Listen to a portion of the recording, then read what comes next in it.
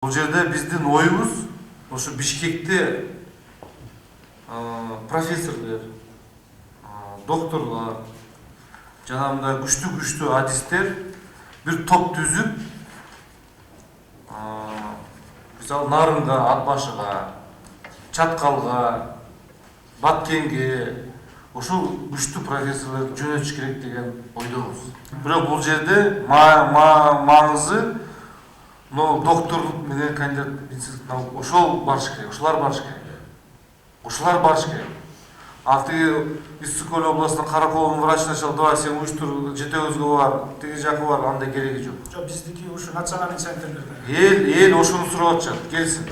Анткени жетөбүздөн бишеге келиш үчүн, барып келиш үчүн акчасы кетип атат.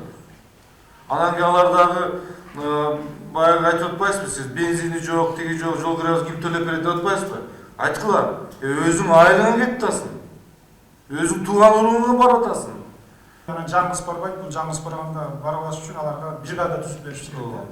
Ага УЗИни кошуп бериш керек, гастроскопия, рентгенди кошуп, чогуу бир бригада, мобильный бригадалар түзүп, бир 10 чакты, 15 чакты киши менен жөнөтүшүбүз керек да.